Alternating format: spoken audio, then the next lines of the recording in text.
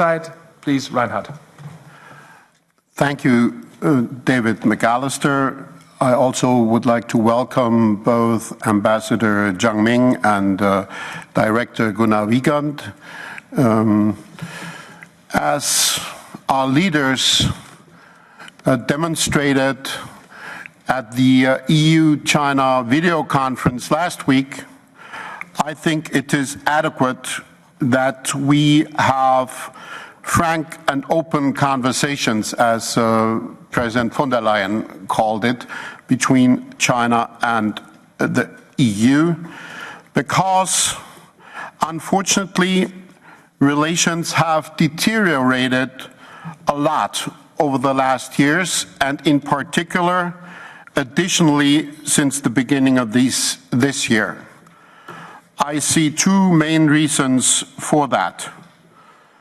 On one hand, there is an increasingly aggressive policy from China.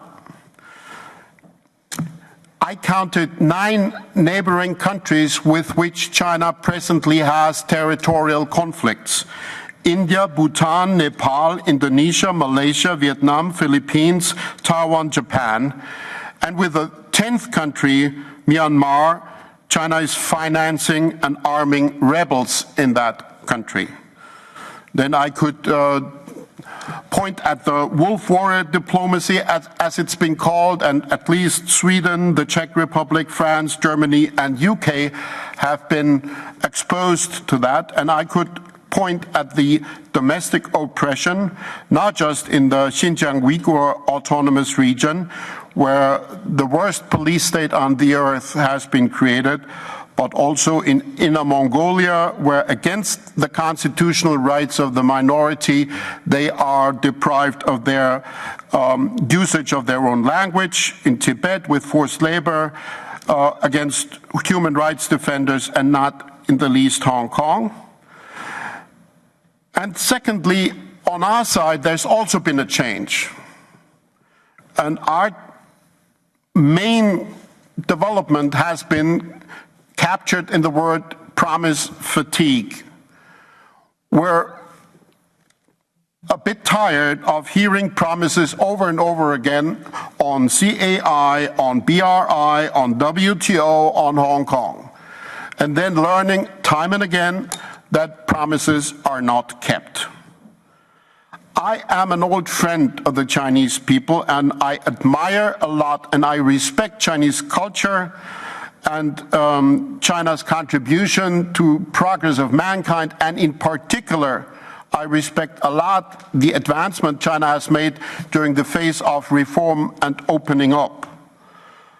And I'm not happy that we're now systemic rivals, but that's a fact, and that's a result of recent developments.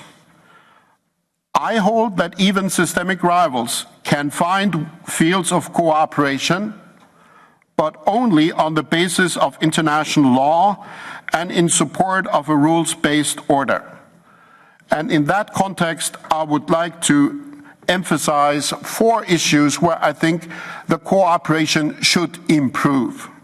First, regarding climate, it would be good if China did change its course and step up its ambition instead of exporting more and more coal technology and returning to fossil fuels and reducing ambition. On CAI, the Comprehensive Agreement on Investment, we expect fair market access, a level playing field, reciprocity, and a substantial sustainability chapter.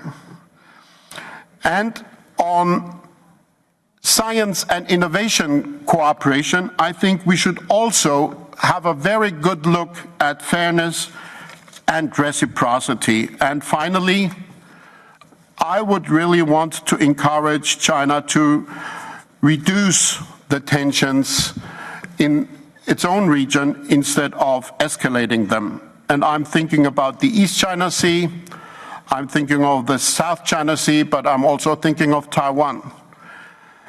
If China wants to rise, it must find a way to rise peacefully. It is up to the Chinese people to decide about unification between the mainland and China, but peacefully and not against the will of Taiwan. And I want to, for reasons of actuality, I want to point out that the escalatory steps have found a new infamous height when the Chinese side published a video in which Chinese Air Force was playing the bombing of Guam. I mean, if people want to really come together to seek cooperation, these are the kind of things that have to be rejected very clearly, and I would encourage China to really think again.